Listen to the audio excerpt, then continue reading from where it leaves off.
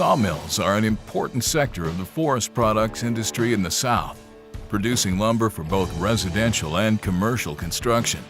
Trees are processed into lumber by sawing logs into desired shapes and sizes, which are then dried to achieve dimensional stability and planed to the desired dimensions and surface finish. Originally, woodwork was done by hand, utilizing iron axes, saws, and chisels to cut and shape the wood for its intended purposes.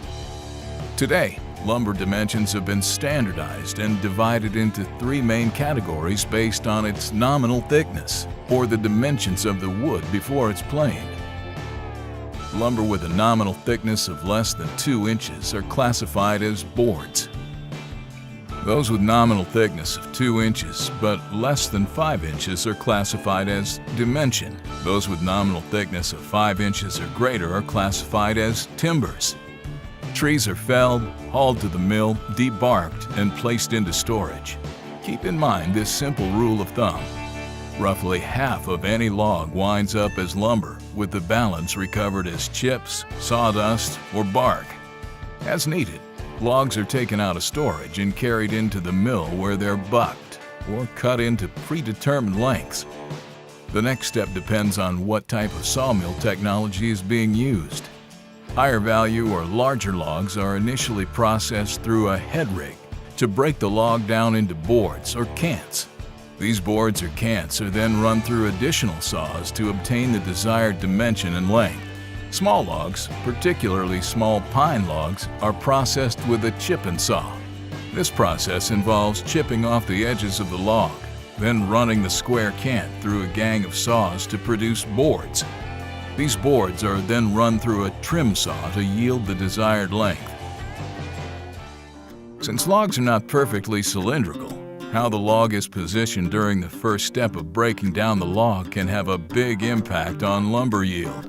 Sawmill owners have historically relied heavily on the decision of an experienced head sawyer to position the log to maximize lumber yield. Advances in technology have allowed mills to improve yields by using optical sensors to scan the logs. Feed that information into a computer that would then determine how to position the log to maximize yield. After the boards are trimmed, they're stacked and then dried or seasoned to prevent decay and to allow for shrinkage of the wood. Lumber may be air or kiln dried depending upon the required moisture content of the finished piece. Finally, the dried lumber is passed through planers for a trim to their final dimensions and then grade stamped and banded based on the recommended use, defects, moisture content, and mill identification number.